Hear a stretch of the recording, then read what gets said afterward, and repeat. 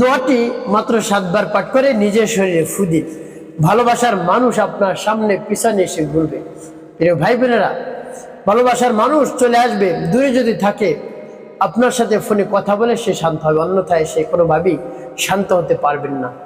প্রিয় ভাই বোনেরা, এই সমস্যা যদি স্বামী স্ত্রীর মধ্যেও হয়, তাদের মধ্যে মিল নেই, মহাব্বত নেই, ভালোবাসা নেই, স্বামী স্ত্রীকে ছেড়ে চলে গিয়েছে, স্ত্রী স্বামীকে ছেড়ে চলে গিয়েছে ঝগড়া ঝাঁটি মনোমালিন্য থাকার কারণে।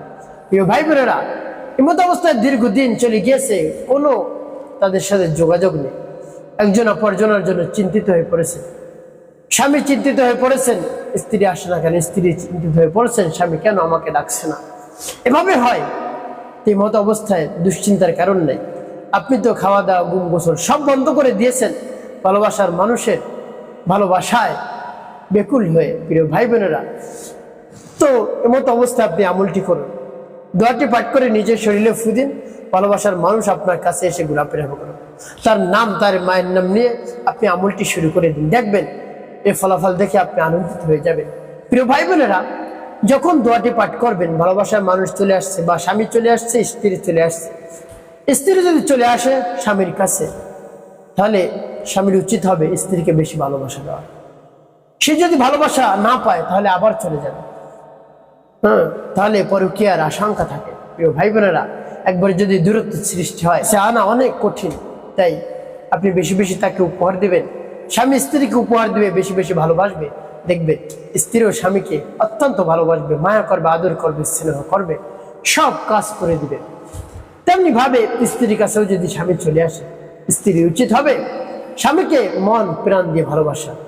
বাইরে যে মহিলা রয়েছে, নারীরা রয়েছে, তাদের দিকে তার চোখ যাবে না, তার মনে চাইবে সবসময় যে বাসায় কোন সময় আমি আসবো, আমার স্ত্রী তো আমাকে অত্যন্ত ভালোবাসে। আর আপনি বাসায় বসে যদি খারাপ ব্যবহার করেন স্বামীর সাথে, তাহলে সেই স্বামী বাসা আসতে চায় না, দূরে দূরে থাকতে চায়, না এসে যতক্ষণ পারে সে দূরেই থাকে। যে সময় আসা লাগবে বাসায় আসতেই হবে, না হয় কোনো উপায় নেই, সেই সময় চলে আসে। অন্যথায় দেখবেন দূরে দূরে থাকে আপনার কাছে। যদি ফোন দেন কোথায় যাবে, অমুক জায়গায় রয়েছে, কাজে রয়েছে, ব্যস্ত রয়েছে। প্রিয় ভাই বোন, আর যদি ভালোবাসা দেন, কাজের ফাঁকে ফাঁকে আপনার কাছে চলে আসবে, যে কাজ শেষ অতি দ্রুত কাজ শেষ করে আপনার কাছে চলে আসবে। আপনি বেশি কেয়ার করেন তাকে, সেই ঘরে কোনোদিন ঝগড়া হবে না, মনোমালিন্য হবে না, সেই ঘরে কোনোদিন অশান্তি আসবে না, শান্তির ব্যবস্থা রব্বে কারিম করে দিবেন আপনি, এবং উভয়ের মধ্যে ভালোবাসার সৃষ্টি করে দিবেন। তাই একজন অপরজনের জন্য আকৃষ্ট হওয়ার জন্য, একজন অপরজনের দিকে আকৃষ্ট হওয়ার জন্য এভাবে আমলটি করতে পারেন। কাছে আনার জন্য, বাধ্য করার জন্য, বশ করার জন্য এভাবে আমলটি করতে পারেন। প্রিয় ভাই বোনেরা, আমলটি কিভাবে করবেন আমি বলে দিচ্ছি। শুরুতেই ভালোবাসার মানুষের নাম এবং তার মায়ের নাম আপনি সংগ্রহ করবেন, করে উত্তমভাবে পবিত্রতা অর্জন করবেন। পবিত্র স্থানে আপনি বসবেন। এরপরে নির্জন একটি জায়গা, চক্ষু দুটো বন্ধ করে আমলের দিকে মনোযোগ নিয়ে আসবেন। দুনিয়ার যত জ্ঞান খেয়াল রয়েছে সব বন্ধ করে দেবেন। প্রিয় ভাই বোনেরা, যখন এভাবে স্থির হয়ে যাবে মন, এরপরে জীবনের গুনার কথা স্মরণ করে ক্ষমা প্রার্থনা করবেন। হ্যাঁ আল্লাহ, জীবনের সমুদায় গুনাখাতাগুলো মাফ করে দিয়ে অন্তরকে পাক পবিত্র বানিয়ে দিন। এভাবে আল্লাহ রাব্বুল আলামিনের কাছে মন খুলে প্রাণ ভরে বিশ্বাস নিয়ে বলবেন। এরপরে 3 বার দুরূদ শরীফ পাঠ করবেন, সাল্লাল্লাহু আলাইহি ওয়াসাল্লাম, সাল্লাল্লাহু আলাইহি ওয়াসাল্লাম, সাল্লাল্লাহু আলাইহি ওয়াসাল্লাম। যখন পাঠ করা হয়ে যাবে, এরপরে আপনি সেই দোয়াটি পাঠ করবেন। সেই দোয়াটি পাঠ করে যখন ফু দিবেন, কাজ হয়ে যাবে। প্রিয় ভাই বোনেরা, যখন পাঠ করবেন আল্লাহ রাব্বুল আলামিনের কাছে মনে মনে বলবেন, আল্লাহ আমার ভালোবাসার মানুষকে আমার কাছে এনে দিন। আপনি তো জানেন কি সমস্যা সমাধানের জন্য আমলটি করতেছি, আপনার শরণাপন্ন হয়েছে, আপনি ছাড়া আর কেউ পারবে না। হ্যাঁ আল্লাহ, এভাবে যদি আমার কাছে না আসে আমার ভালোবাসার মানুষ, আমার স্ত্রী যদি না আসে, আমার স্বামী যদি না আসে, তাহলে আমি বিপদের মধ্যে পড়ে যাব, আমার জীবনটা তো ধ্বংস হয়ে যাচ্ছে। আল্লাহ, আর জীবনে কখনো ঝগড়া ঝাঁটি মনোমালিন্য করবো না। হ্যাঁ আল্লাহ, একেবারে স্বাভাবিকভাবে চলাফেরার চেষ্টা করবো। এভাবে রব্বে কারিমের কাছে বলে তারপর দোয়া পাঠ করবেন। দোয়া পাঠ করে পরবর্তী কি কি করবেন বলে দিচ্ছে, আগে দোয়াটি বলে নিন। আমার সাথে শুনে শুনে আপনি দোয়াটি মুখস্থ করবেন। বিসমিল্লাহির রহমানির রহিম।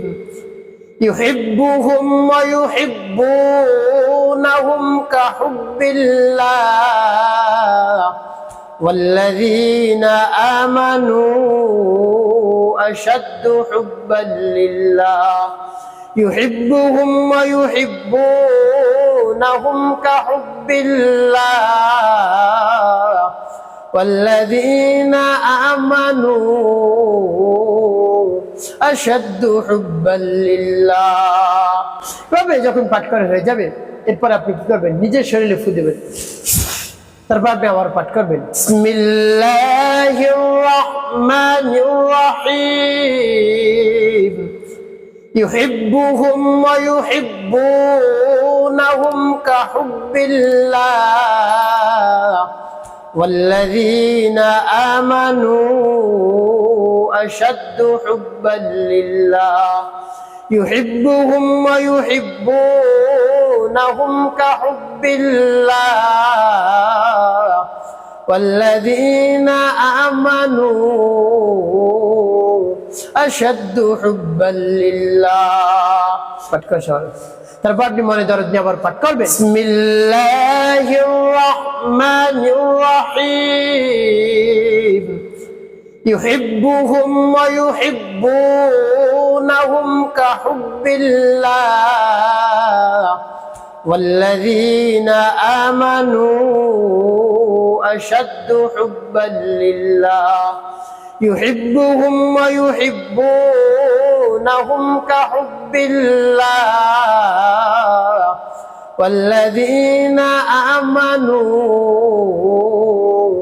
أشد حبا لله পাঠ করার শেষে আবার ফুঁয়ে দেন সাতবার পাঠ করে 7টি ফুঁয়ে দিবেন শেষে নবীজি সাল্লাল্লাহু আলাইহি ওয়াসাল্লাম মহব্বত নিয়ে ভালোবাসা নিয়ে 9 বার দুরূদ ইব্রাহিম পাঠ করবেন اللهم صل على محمد وعلى ال محمد كما صليت على ابراهيم وعلى ال ابراهيم انك حميد مجيد اللهم بارك على محمد وعلى ال محمد كما باركت على ابراهيم وعلى ال ابراهيم انك حميد مجيد اللهم صل على محمد وعلى ال محمد كما صليت على ابراهيم وعلى ال ابراهيم انك حميد مجيد اللهم بارك على محمد وعلى ال محمد كما باركت على ابراهيم وعلى ال ابراهيم انك حميد مجيد اللهم صل على محمد وعلى ال محمد كما صليت على ابراهيم وعلى ال ابراهيم انك حميد مجيد اللهم بارك على محمد وعلى ال محمد كما باركت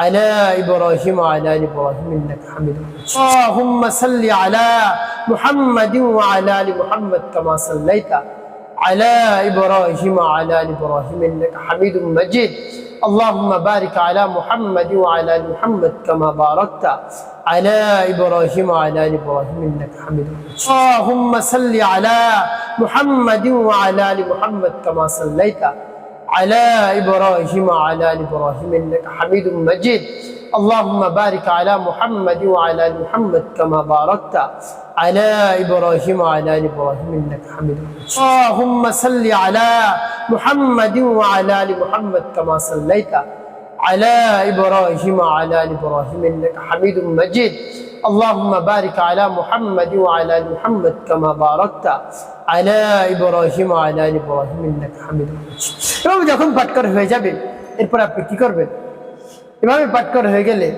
দুটি ফু দিবেন প্রিয় ভাই বোনেরা আপনার আমলটি করার শেষ এভাবে আমলটি করার শেষে সাথে সাথে রব্বে কারীমের দরবারে হাত উত্তোলন করবেন বলবেন আল্লাহ আপনি হলেন আমাদের খালিক আমাদের মালিক আমাদের হায়াত দাতা জীবন দাতা রিজিক দাতা সব কিছু আপনি দিয়ে থাকেন আমার সমস্যা সমাধান করে দিন আমার চাওয়া পাওয়া পূরণ করে দিন আমার ভালোবাসার মানুষকে কাছে এনে দিন স্বামীকে কাছে এনে দিন স্ত্রীকে কাছে এনে দিন আমার বশ করে দিন সেজন্য আমার সব কথা শুনে যা বলবো তাই যেন শুনে এভাবে রব্বে কারীমের কাছে মন খুলে প্রাণ ভরে বিশ্বাস নিয়ে বলবেন দেখবেন কাজ হয়ে যাবে একটি কাজ আপনাকে করতে হবে 5 ওয়াক্ত নামাজ আদায় করতে হবে মানুষের কল্যাণে খেদমতে কাজ করবেন অবশ্যই আপনার জীবন সুখময় হবে শান্তিপূর্ণ হবে ইনশাআল্লাহ